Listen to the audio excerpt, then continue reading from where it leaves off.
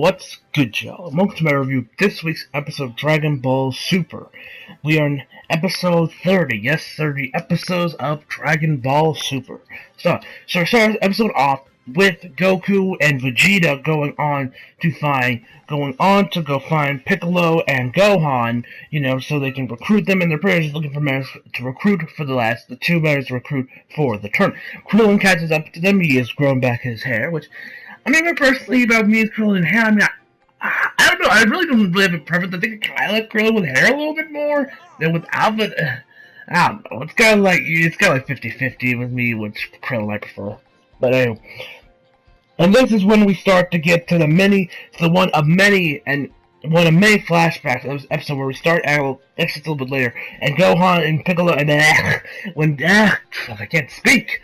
Krillin is talking to Goku and Vegeta. They're both like saying that, hey, I'm here for the picnic that Chi-Chi said. Then, I guess Krillin's English voice actor is, it's like trying to impersonate Chi-Chi and Android 18. And when they say does 18, was it just me, or if any of you guys are wanting to also watch Super on Toonami like me?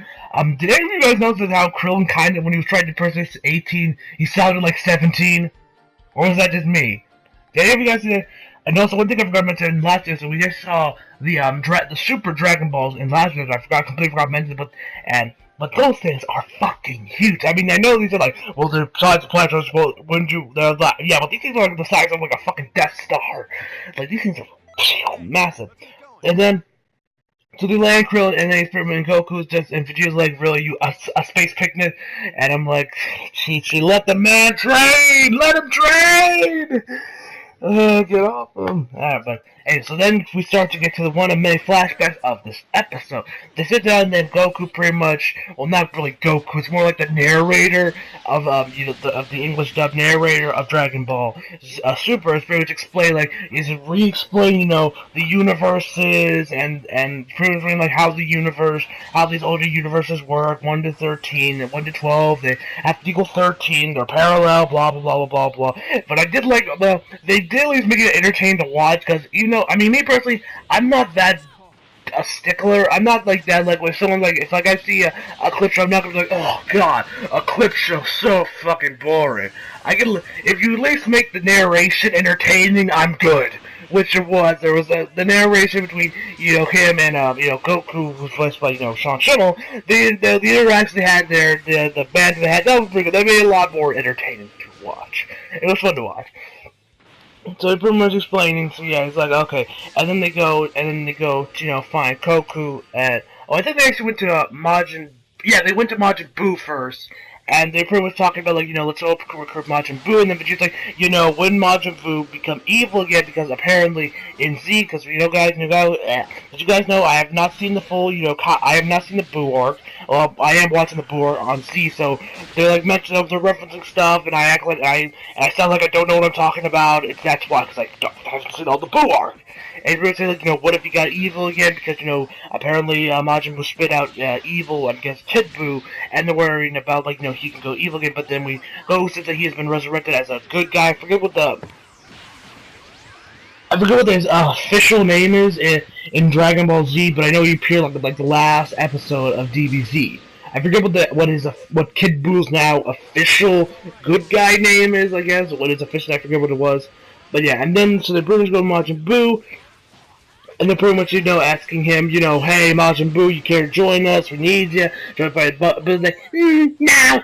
He's over here reading this manga. I think it was called Neko Majin, I think it was called. It's this manga that Akira Toriyama wrote when it spin up on where Goku trains a cat.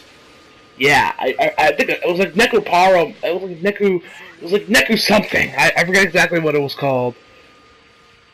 So, he's reading that, but after a while, he's telling me, then he starts telling him about the Super Dragon Ball, you can wish for anything, there's no limitations on these things, blah, blah, blah. He's like, Buu can wish for anything?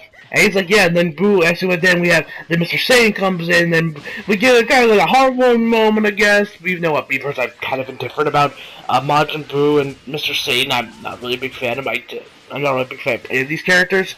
Well, probably once I finish see them, I change about with Majin Buu. It's just for us to know, tell him, like, I own everything to him, so if I do, so if we win, the wish is gonna go to Mr. Satan, which is probably. So yeah, nice little kind of heartwarming moment between, Mr. Satan and Majin Buu. Then we get to Goku and my boy Piccolo.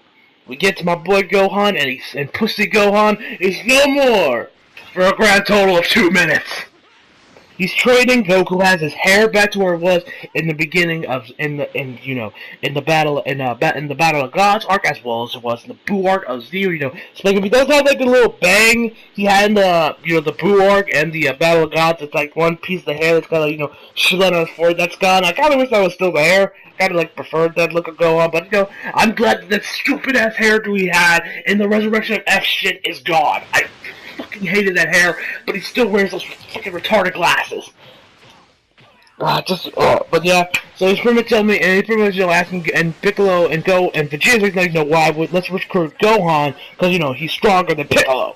And so he asks Gohan, can you join us? And then Gohan agrees, but then he chooses like, oh, I got this, and he tells him like the tournament's in 4 days. And he's like, I got this seminar, this conference I gotta get to. If I don't go, I lose my job. Pants, I'm helpful. Like, I'm like, dude, Videl can take care of Pants for like a couple days while you're busy getting stronger at a tournament. I think she can understand. And what's gonna miss one press card's gonna kill you, dude? What's more important, education or saving the planet?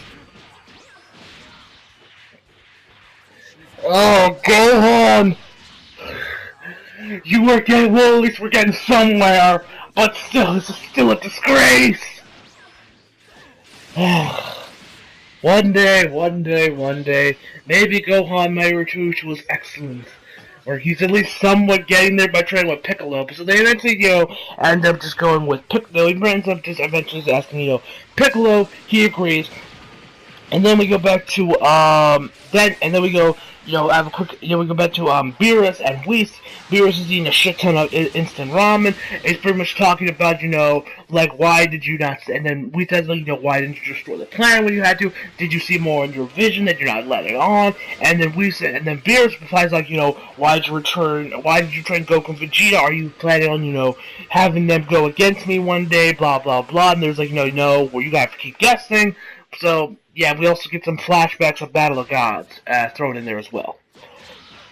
But yeah, I'm curious what that's going to lead up to. Maybe this will lead into some. Maybe Whis was trying to get Goku and Vegeta face off against Beerus, which is another. Speaking of Whis, why didn't Gohan ask Whis to train him?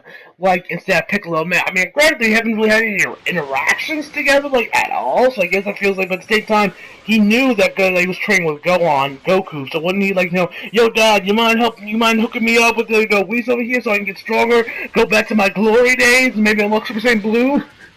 Nope. But nope, he's training with Piccolo. I don't know how much stronger he's gonna get with he's trained by Piccolo, but whatever. Whatever. And after that, we go back to Dende on I forget what the thing's called, but we find that actually the Hyperbolic Time Chamber has been fixed when it was destroyed in the Buu arc. And yeah, so pretty much Goku pretty much tries to convince Piccolo to join him, in the Hyperbolic Time Chamber. Piccolo's like, nah, I'll train by myself so I can get stronger. Then he's trying, then he asks Vegeta, I guess pressuring him. I don't really know what to do, but he starts to use it so it's like, you don't want to fall behind me again, do you, Vegeta? So eventually does agree to go with them, and they're gonna go in the Hyperbolic Chain for 3 days, which is 3 years worth of training, which by God, they better be near Beerus' power low by then. I mean, Christ, 3 years, that's a lot of training. But yeah, guys, and that's pretty much where the episode ends there. I don't think there's anything else I forgot to mention. Overall, it was a decent episode, a lot of setup, some clips shows. Drag On Z is back. Drag On Ball Z is back, I should say.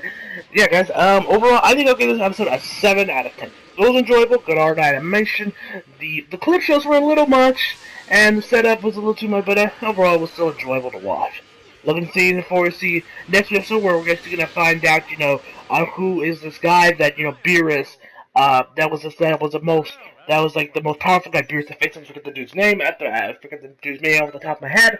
But yeah, guys, hope you enjoyed the video. Leave a like if you did, subscribe if you're new, and as always, come back for more. See you guys next time.